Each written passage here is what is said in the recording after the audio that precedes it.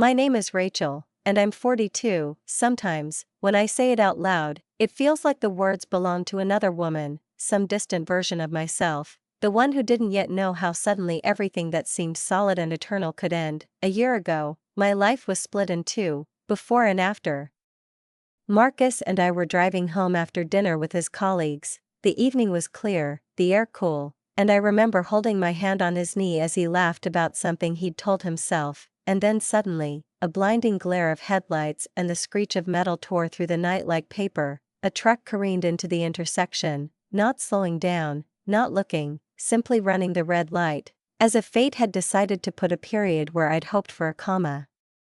Marcus died instantly. I don't think I even had time to scream. Everything that happened next dissolved into the screams of sirens, the white light of the hospital, and a strange, icy silence that haunted me for weeks. I survived, but broken, not just in body but in soul as well. I spent several months in a wheelchair, watching the days pass one after another, each one seeming endless. I learned to walk again, step by step, as if learning to live anew. When I finally managed to stand, the doctor gave me a cane, and I still hold it as a reminder that standing is also a gift, not a given. After the accident, the house felt empty, as if the walls had lost their warmth. Marcus and I had been together for 8 years, and although we didn't have children, we had a we, strong, real, almost sacred. When he left, I felt as if half of me had been torn out by the roots. I slept in our bed, but the sheets on the other side were always cold. My younger sister, Peyton, came to visit me at the hospital. She's 7 years younger, 35, and lives with her husband, David. When they entered, I saw their concern, that special mixture of pity and love that makes you want to cry and hide at the same time. Peyton squeezed my hand and said quietly, as if afraid to break me even more, "The doctor said you'll need help at home. You can't do everything on your own right now." David added, looking me straight in the eye, "We want to move in with you. We'll help you until you get better." I didn't know what to say. I was terrified of being alone, even at night, even with the lights on. The house that once rang with laughter now echoed with my every step, so I simply nodded and said yes. 2 weeks later, when I returned from the hospital, they were already standing at the door, with boxes, smiles, and promises. At first, everything was almost cozy. Peyton cooked soup, cleaned, helped me dress when my hands shook and wouldn't obey. David fixed shelves, mowed the lawn, changed light bulbs, and I thought I was lucky to have people like that around. But to be honest, Peyton was always more than just a sister to me. After my parents died, I became almost like a mother to her. She was 16, I was 23, I took guardianship, moved her into my small rented apartment, and worked 2 jobs, in the morning at the office, in the evening at a cafe, sometimes to the point of exhaustion, to pay for her school, food, clothes, and books. When she graduated, I sold almost all my savings to pay for her college. I remember opening an envelope full of bank statements and crossing out the dream of a house. The $4,500 I'd saved for years for a down payment went toward her education and graduation. But I thought back then, she'll grow up, it will all be worth it. A few years later, I met Marcus, calm, kind, with his gentle smile and eternal patience. We moved in together, and even then, I continued to pay rent for Peyton's apartment until she graduated from college. Then she got a job and met David there. A year later, they were married. I remember that day, the white dress, the laughter, the music, the scent of lilies in the air. I paid for everything, $15,000. Taking out a loan, even though Marcus was against it. He said Peyton was grown up, that it was time for her to take responsibility for herself, but I couldn't. She was my youngest, my person. And now they were living with me, helping me, and I believed it was an act of love. The months passed, and I grew stronger. Physical therapy was paying off. I could already walk with a cane, cook, clean, and dress myself without assistance. In the evenings, I sometimes caught myself breathing deeply again. 2 weeks ago, at dinner, I decided to say what had been on the tip of my tongue for a long time. The 3 of us were sitting at the table, and I put down my fork and said quietly but confidently, "I'd been thinking about it, and I feel much better now. I can take care of myself. You've both been a great help, but perhaps it's time for you to get back to your own lives." Silence fell over the room, thick and heavy. Peyton and David exchanged glances. He continued eating as if he hadn't heard, and she nodded slowly, almost mechanically. "We'll talk about it," she said. But they never returned to the subject. 2 weeks passed, but nothing had changed. They were still living in my house, as if I hadn't even uttered those words over dinner, as if my request were something insignificant, just a sound to be ignored. I watched them like guests who had forgotten they were only staying for a short time and were now acting as if this was their home. I tried to ignore it, but a feeling of helplessness and anxiety was growing inside, as if I were back in that chair after the accident, immobilized, unable to decide. And yesterday, everything changed. I was sitting in the living room, in my favorite armchair by the window, a book in my lap, but I was more focused on the lines than reading. The room was quiet, only the ticking of the clock. Suddenly, my phone vibrated, a short sound that startled me. It was a text from Peyton, nothing out of the ordinary. I thought maybe she was texting to ask what to buy at the store. I pressed the button without thinking, but it wasn't a text message, it was a voicemail. I turned it on, and froze. "David, I can't do this anymore," Peyton said. Her voice was shaking, but not from tears, from irritation, from exhaustion. "I can't stand her presence in this house, she's such a burden." I felt the bookmark fall from my fingers, my heart thudded painfully, my temples began to pound, and she continued speaking. "We've already spent so much money on her that we could have used it for ourselves." I swallowed hard, my hands shook. At first, I thought it was a joke, that she couldn't talk about me like that, but then I heard something that made my blood run cold. "I found a solution," Peyton said, her tone now firmer. "There's a nursing home, it's only $1,200 a month. I've already spoken to the administrator. I told him Rachel had mental health issues, that it was dangerous for her to live alone." He was very understanding. I sat motionless, clutching the phone like a weapon I couldn't shake off. The air grew heavy, as if the entire house had suddenly filled with smoke. "I also checked the house deeds," she continued. "The house is in Rachel's name, but I found a way to transfer it to our names. Remember Amanda, my friend who works at the county registry office?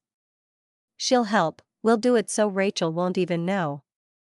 My heart stopped beating. I listened on, though every second felt like torture. "I've already signed the preliminary paperwork," Peyton said. "Here's the plan. Next Tuesday, we'll tell Rachel she has a routine medical exam. Instead, we'll take her to a nursing home and register her there. By the time she realizes what's happening, it will be too late. We'll get legal guardianship of her." I felt sick. I pressed my hand to my mouth, but the message wasn't over yet. "Amanda said that with the medical reports mentioning post-accident confusion, everything will be easy. We'll prove she's incapable of making decisions, and then we'll sell the house. It's worth $720,000. We'll pay off the debts, the mortgage, and we'll have enough left over for that dream trip to Japan." And suddenly, laughter, my sister's laughter, real, sincere, almost joyful. "The best part is, we won't have to pretend anymore," she said. "We won't have to help her bathe, cook, or listen to her stories about Marcus. God, I always hated that man. I'm glad he's dead." I couldn't take it anymore. Tears rolled down my cheeks, hot, salty, tinged with shame. "Rachel will be in a nursing home in a month," I heard the last words. "We'll own everything, and finally, we can live peacefully, without this stupid, disabled man controlling us." The message cut off. The room grew so quiet I could hear the clock ticking in time with my racing heart. I sat there in shock, unable to move. Before my eyes stood Peyton, the girl I'd saved, the girl I'd pulled out of an orphanage, the girl I'd loved more than life itself, my sister, my child. I remembered scrubbing floors at night to pay for her school, how I'd given her a thrift store jacket for Christmas, telling her it was vintage, how I'd worked 7 days a week to pay for her college, how I'd borrowed $15,000 for her wedding. I'd done everything, for her. And now this, betrayal, cold-blooded, calculated, with someone else's signatures and a premeditated plan. I didn't sleep that night. I lay in bed, staring at the ceiling, replaying every second of that recording over and over again until the words began to blend with the noise in my head. By dawn, I knew one thing: I wouldn't let them do this. I got up before the sun had even risen, put on comfortable jeans and a sweater, the one that always made me feel more comfortable. I grabbed my cane, went to my desk, and began gathering documents, everything that might be relevant: my birth certificate, my marriage certificate, the paperwork for my house, my medical records. I stuffed each page into my bag, feeling as if I was saving pieces of myself. The house was quiet. Peyton and David were asleep, unaware that I already knew everything. I stood in the middle of the living room, holding my bag, and felt pain and determination warring within me. I was scared, but even more scared of being left a victim. I knew today's dawn was my chance to take action. I called a taxi and left the house as quietly as possible, trying not to make a sound, so that not even the creaking of the floorboards would betray my departure. My chest tightened, not from fear, but from that cold, almost mechanical calm that comes when everything is already decided within. I didn't leave a note, didn't say goodbye. Words would have been unnecessary. They were sleeping in the same room where they'd laughed at breakfast only yesterday, and, looking at the shadow of the house, immersed in the pre-dawn haze, I realized I no longer felt anything for them: no love, no anger, only emptiness, as if everything inside had burned to ashes. First, I headed to the bank. It opened at 9 in the morning, so I went into the coffee shop across the street and sat by the window, where I could see the entrance through the glass. My hands were shaking so badly that I could barely hold on to the paper cup of coffee. I played Peyton's voice over and over in my head, that cold, alien voice that spoke of me as something in the way, something unnecessary. I recalled every word, every intonation, and felt panic rising inside me, not for myself, but for the fact that she, my little sister, was capable of this. When the clock finally reached 9, I left the cafe and crossed the street slowly, as if in a dream. The bank doors swung open with a familiar clang, and I immediately headed to the counter, where a middle-aged woman with a neat haircut and a soft voice stood. I recognized her as Susan Marcus, and I had once applied for a mortgage with her, and she had seemed kind, almost homely. "Susan, I need to check my accounts," I said, my voice shaking. "I think someone is stealing money from me." She looked at me carefully, her smile vanished, and she said quietly, "Come with me, Rachel." We entered her office, where the same old oak desk stood and the smell of coffee and paper filled the air. She turned on the computer, entered my information, and the numbers on the screen lit up like alarm bells. We went through it all together, transaction after transaction, transfer after transfer, and I felt my breathing quicken with each new line. And then I saw it, my account, and next to it, Peyton's name. The money was being withdrawn little by little, but regularly, month after month, as if someone were quietly stealing from me, confident I wouldn't notice. "She took about 10,000, Susan said, frowning. I stared at the screen, disbelieving. "How is that possible?" I breathed out. "I never gave her permission." Susan scrolled down the page and suddenly stopped. "It looks like she submitted a power of attorney," she said. "Here's the document, see?" There was a signature on the screen, my name, but the handwriting was foreign, clumsy, as if someone was trying to imitate my handwriting. "That's not my signature," I said. "She forged it. I've never signed anything like that." Susan nodded gravely, then printed everything out: the statements, the documents, the power of attorney, every line. The papers rustled, and each sheet sounded like a hammer blow. "You need to call the police," she said. "This is fraud, Rachel." I nodded, clutching the papers to my chest, feeling that same steely calm return inside. "I'll do it," I replied, "but first, I need one more thing." I left the bank and called another cab. Now I knew where I was going. The county recorder's office was a few blocks away, and the drive there seemed endless. A name kept ringing in my head: Amanda Richardson, that same friend of Peyton's who was going to help her steal my house. When I entered the building, the air smelled of paper, ink, and stale air. I approached the reception desk and spoke quietly but clearly, "I need Amanda Richardson." The receptionist dialed the number, and a few minutes later, A young woman emerged from around the corner, no older than 30, with elaborately styled blonde hair and so much makeup that her face looked like a mask. "Can I help you?" she asked, putting on a professional smile. "My name is Rachel," I said, "Sister Peyton." Her face instantly changed, the smile vanished, her eyes darted around, and I saw her skin pale beneath the layer of foundation. "Can we talk somewhere private?" I asked. She nodded silently and led me into a small conference room with a round table and a glass door. I entered, closed the door behind us, and before sitting down, discreetly turned on the recorder on my phone. I'd installed it in the taxi, instinctively, as if I knew this conversation would become evidence. "Peyton told me everything," I said evenly, looking her straight in the eye. Amanda flinched. "I don't understand what you're talking about," she said, but her voice wavered. "Of course you do," I answered calmly. "She told me how you were going to help her forge documents to have me declared incompetent. She told me you were going to help her steal my house." Amanda's face went white, and her hands began to shake. "No," she said, shaking her head hastily, "I never agreed to anything illegal, she was just asking." "So you talked about it?" I asked, trying to keep my voice cool. "Well, yes," she muttered, "but only hypothetically. She said you were sick, that she was having a hard time, that she was worried about you. She asked how to formalize legal guardianship if someone in the family was no longer able to make decisions."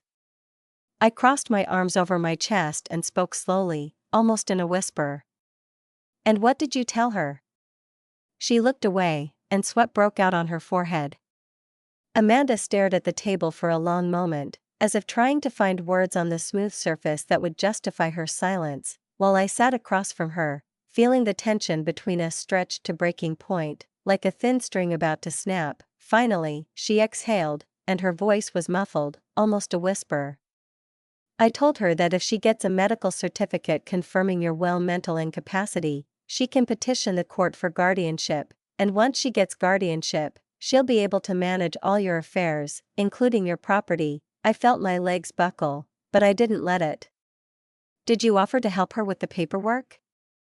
I asked, trying to speak calmly, even though my chest was seething. There was a long, drawn-out pause. I saw her lower lip tremble, biting it, avoiding my gaze. Finally, she nodded, barely, as if the nod had escaped her. "Against her will." "She asked if I could help her quickly fill out the paperwork," Amanda said quietly. "She said you were in danger and needed immediate help." I said I'd see what I could do. I raised my eyebrows. "So you were going to help her forge documents and steal my house?" "No," she cried, but her voice broke. "I thought I was helping someone in need. I didn't know that all this." She trailed off, and I realized, I knew, she was just afraid to admit it now. I turned off the recorder, its click sounded loud as a gunshot. "Thank you for your honesty, Amanda," I said coldly and stood up. "That's enough." I walked out of the building, my legs trembling. The air was thick, smelling of dust and something metallic, and my head was pounding like a motor running inside me. The next step was to get a lawyer. That morning, I called my old college friend, Marissa. She had worked at a law firm for a long time and knew people I could trust. 10 minutes later, she texted me a name and number. "Robert Chen. He's not just a lawyer, he's a shark," she said, "but an honest shark." His office was downtown, in an old brick building with a brass plaque by the door. Robert was a short man with dark eyes and a quiet voice, the kind of man whose confidence doesn't require a loud voice. He listened attentively, without interrupting, as I recounted everything, from the voicemail to the forged signatures and the visit to Amanda. When I finished, he was silent for a long moment, then leaned back in his chair and whistled softly. "This is serious, Rachel," he said, looking at me over his glasses. "Your sister and her husband were planning to commit several crimes: fraud, forgery, theft, conspiracy, and this woman, Amanda, will also have to answer, as an accomplice." "What can we do?" I asked. "We'll go to the police," he said firmly. "Right now, we have evidence, a lot of it, they'll look into it." I nodded, but the words caught somewhere in my throat. "Robert," I said, "will she go to prison?" My sister? He took off his glasses and looked me straight in the eye. Perhaps, he said softly, it depends on how this goes. The prosecutor might offer a deal if she pleads guilty, but, yes, Rachel, there's a possibility. I nodded silently, my chest tightened. I thought of Peyton, the tiny girl in striped pajamas I'd cradled in my arms when Marcus and I couldn't have children of our own. I remembered stroking her hair, her clinging to my sleeve, the first time she'd mistakenly called me mom, and how I hadn't corrected her. I'd given her everything, and now that girl had become the woman who laughed, saying she was glad my husband was dead, and planned to dispose of me like old furniture. Let's go to the police, I said. I didn't go home that night, I had no strength. I rented a room at a cheap hotel near the airport, a tiny room with one frosted glass window and the smell of laundry detergent. The sheets were cool, and the pillow smelled foreign. I lay there, staring at the ceiling, unable to sleep. My phone kept vibrating on the nightstand, Peyton calling, then David, then Peyton again. The messages came one after another. Where are you? Are you okay? We're worried, please call me back. I stared at the screen but didn't answer, not a single one. Finally, I just turned off the phone, put it in the drawer, and lay down, feeling tears streaming down my face, not from self-pity, but from the realization that tomorrow it would all end. Tomorrow I would no longer be the Rachel who once forgave, understood, and tried to love, no matter what. Tomorrow, Peyton will find out I know everything.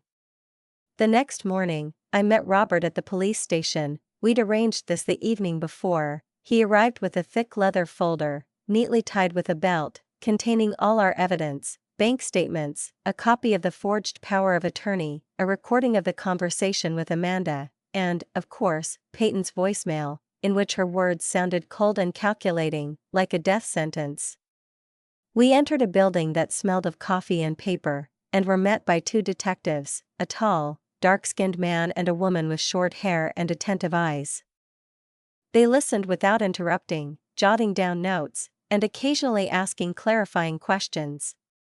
When exactly did you receive the message? The detective asked.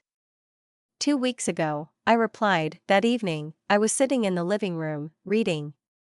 They exchanged glances. And you're sure that's your sister's voice? I nodded. I'd recognize that voice in 1,000. They wrote something down again, and in that moment, for the first time in a long time, I felt, not fear, not pain, but a strange, deep peace, as if this whole nightmare was finally beginning to turn into truth, and truth into justice. When they finished writing down my words and carefully gathered all the papers into a folder, Detective Martinez, the same woman with the firm yet human gaze, looked at me over her glasses and said, "We have enough information to move forward, Mrs. Morrison." I felt my heart pounding in my throat, but my voice was firm as I said, "I want to be there, when they find out, when I tell them face to face everything they've done. I need to see it." Martinez glanced at Robert, who nodded slightly, like someone who had already made up their minds. "We can arrange it," she replied. An hour later, 2 police cars were parked outside the station, their engines purring in unison, and we pulled out toward my house. I sat in the back seat next to Robert, clutching my cane so tightly my knuckles turned white. Cars sped through the morning streets, and I kept thinking about only one thing, the look on Peyton's face when she realized her game was over, that I knew everything, that now it wasn't me who was the helpless victim, but she who was cornered. The sun was already high when we pulled up to the house. It was about 11. I recognized the cars in the driveway, Peyton's silver SUV and David's dark blue sedan. They were home. My breathing became shallow, my heart pounding, as if I were standing on the edge of a precipice. I got out of the car, leaning on my cane. Robert walked beside me, calm and collected, but I felt his hand tremble slightly as he held the door for me. 2 detectives followed us, Martinez and her partner, a tall man with cropped hair and a watchful gaze. I inserted the key into the lock, and the click of the latch seemed louder than usual. The door opened, and we walked in. Peyton was standing in the kitchen by the stove, dressed in lounge leggings and a light sweater. She turned when she heard the door open, and her face lit up with a smile, a real, wide, almost joyful one. "Rachel." My God, where have you been? We were going crazy with worry. We called you, texted you, thought something had happened to you. I remained silent, and then she noticed the people behind me. Her eyes darted to the detectives' uniforms, and the smile slowly slid off her face, as if someone had wiped it away. David appeared from the living room. "What's going on?" he asked, looking at the police officers. I didn't answer. Instead, I pulled my phone out of my bag, opened the message I needed, and pressed play. Peyton's voice filled the kitchen, that same voice I once loved, now cold, irritated, drenched in contempt. "David, I can't do this anymore. I can't bear seeing Rachel in this house. She's such a burden, we spent so much money on her." Her face went white, David's jaw dropped, and the voice continued, every word, every vile confession, about the nursing home, about plans to steal my house, about the lie about mental illness, about hatred for Marcus. When the recording ended, a dead silence fell over the room. "It's not what you think," Peyton began, her voice shaking. "I didn't mean." "Don't," I interrupted, my voice was quiet, but it sent shivers down my spine. "Don't lie to me anymore, Peyton." Robert stepped forward, calmly, his expression businesslike. He opened his leather folder and pulled out several printouts. "We also have evidence that you forged documents," he said, turning to the police. "Over the past few months, you transferred approximately $10,000 from your sister's account, without her knowledge or permission." He pulled out another paper. "Furthermore, we have a deposition from Amanda Richardson at the county recorder's office, who admitted that you discussed with her the execution of forged guardianship documents and the transfer of ownership of the house." Peyton took a step back. That's not true, I didn't." But Robert didn't let her finish. He pulled out another document, a receipt. "And finally, here's proof that you paid for a place in a nursing home on your sister's behalf without informing her. The payment was made with your card," he said evenly. Peyton covered her face with her hands, her shoulders shook. "Rachel, please," she was crying loudly now, her words coming out broken and hoarse. "You don't understand. I meant well, you needed help, you weren't coping, I just wanted you to be safe, I needed you to be honest." I replied, "I needed you to stay my sister." Detective Martinez stepped closer, pulled her ID from her pocket, and spoke formally, clearly. "Peyton Morrison, David Morrison, you are both under arrest on charges of fraud, forgery, theft, and conspiracy to commit theft." No, please," Peyton grabbed my sleeve. "Rachel, I'm your sister, you can't, I just made a mistake. I'll fix it, I swear." I stood motionless, not looking away. "Some mistakes are too big, Peyton," I said quietly. David said nothing, his face went white, as if he couldn't believe this was all happening. The police approached them from behind, slapped on handcuffs, the metal clanked, and Peyton screamed in surprise. She was crying so hard she could barely stand, her makeup was running, her hair was plastered to her cheeks. David stood next to her, his eyes dead, his face blank, as if everything alive had been sucked out of him. I looked at them both and felt everything inside tremble, not from anger, not from revenge, but from something much deeper, bitterness, from the final realization that the part of my life where my family lived could never be restored.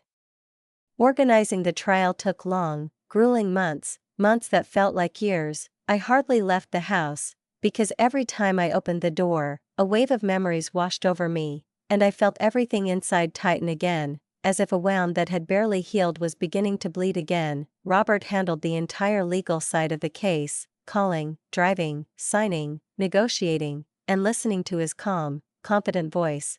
I understood for the first time that sometimes someone else's determination can become a source of strength when you've lost all strength yourself.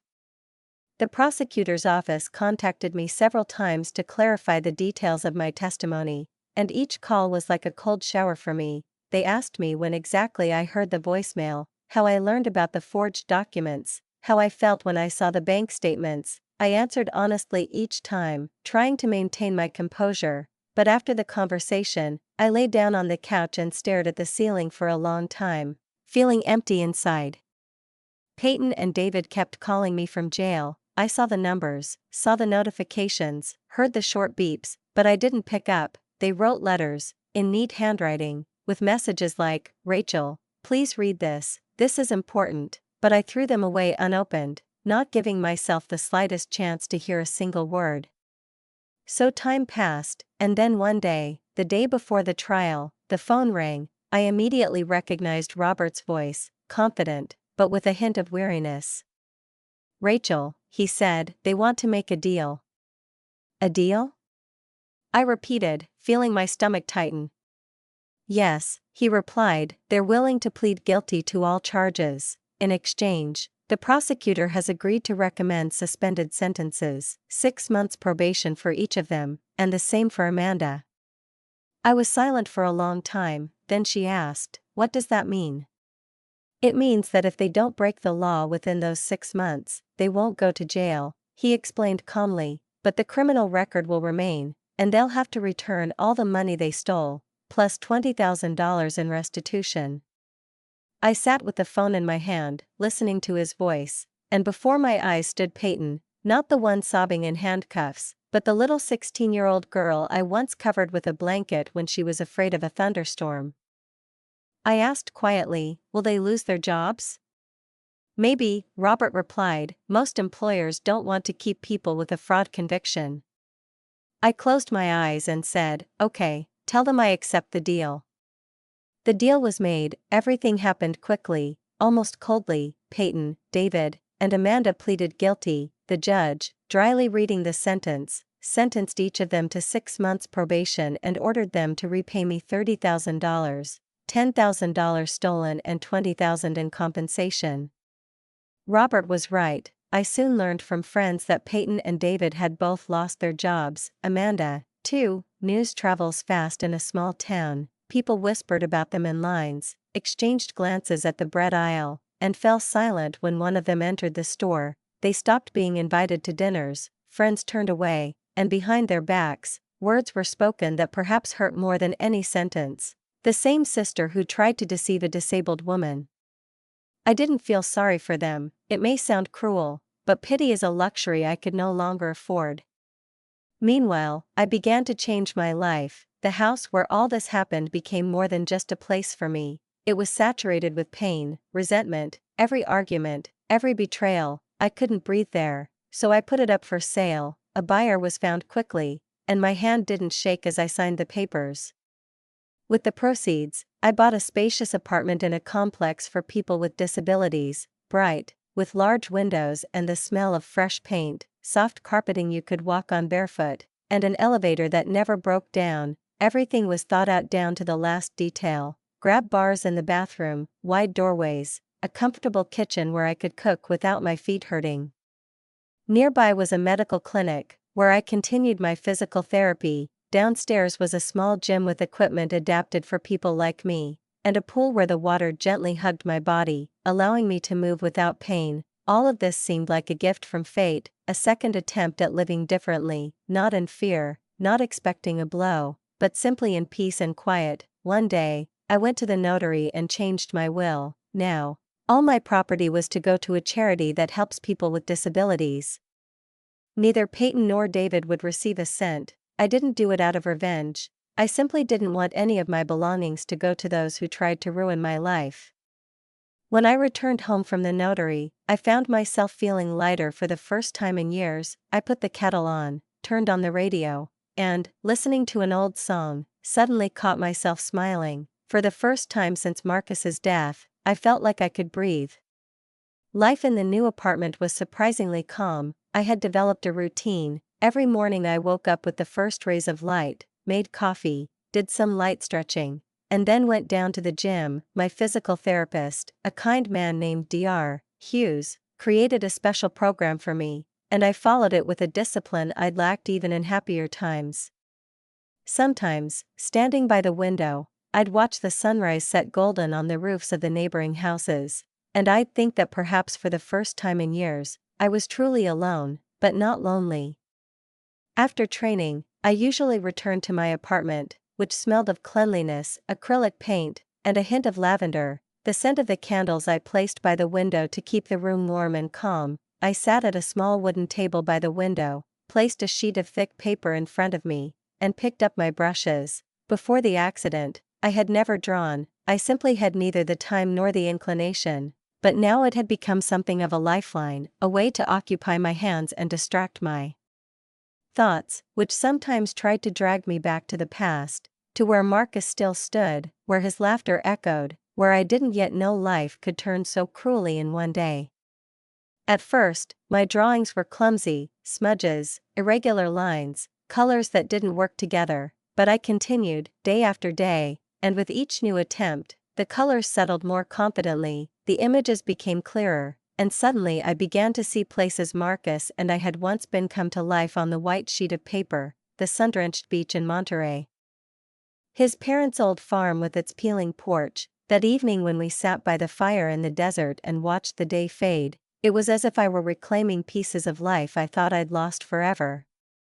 During the day, I went to a nearby community center. I became a volunteer there. I helped people who, like me, were recovering from injuries, learning to live with limitations that had recently seemed like death sentences. Sometimes I simply listened, sometimes I showed them how to use assistive devices, how to do exercises correctly, and I saw in their eyes what had once sparkled in mine: fear, confusion, and then, over time, hope, and that gave meaning to every day. By helping others, I gradually brought myself back to life. All those months, I hadn't heard a word from either Peyton or David, not a call, not a letter, not a single attempt to contact them, and frankly, I didn't want one. I lived peacefully, in silence, where nothing reminded me of the betrayal. To me, they were like people I once knew in another life, but who died for me the day they signed forged documents. But one day, everything changed. It was an ordinary Tuesday. I was sitting in a small cafe across the street from my house, drinking bergamot tea and reading a book, something light, just to take my mind off things. The cafe was quiet, the grinder hummed faintly, an elderly man was doing a crossword puzzle at the next table, and a waitress was wiping down the counter. Everything was so calm that I didn't even immediately understand why I froze. I looked up from the page, and saw her, Peyton. She stood by the door, clutching the strap of her bag so tightly, as if trying to keep herself from running. I recognized her immediately, though she had changed. She'd lost weight, her hair was shorter, there were dark circles under her eyes, and her posture was devoid of any trace of the self-assurance that had once irritated me to the point of shivers. We simply looked at each other, long and silent, as if each of us were trying to make sure this was really happening. Then she slowly approached my table. "Rachel," she said quietly, "may I sit?" I didn't answer. I didn't say yes or no. As if understanding this silent permission, she pulled out her chair and sat opposite me. We sat in silence for a while, listening to the steam hissing from the coffee machine somewhere behind us. I noticed her hands shaking as she tried to fold them in her lap. "I saw you through the window," she said finally, her voice almost breaking. "I wasn't following, honestly, I was just passing by and saw you, and I thought, maybe it was a sign that I should talk to you." I didn't answer, I just looked at her, expressing no anger, no pity, nothing. "I wanted to apologize," she said. "I know it won't change anything, I know what I did was terrible, but I want you to know, I'm sorry." "Okay," I said, and even to myself my voice sounded cold and empty, like someone else's. "I lost everything," Peyton said, covering her face with her hands. Her voice wavered, and I saw tears streaming down her cheeks. "David and I, we lost our jobs, we lost our apartment, everyone we knew turned their backs on us, we moved to another city, 2 hours away, so people would stop pointing fingers at us. Now I work at a gas station, and David works in a warehouse, we can barely make ends meet." I picked up my cup, took a sip of the cold tea, and said nothing.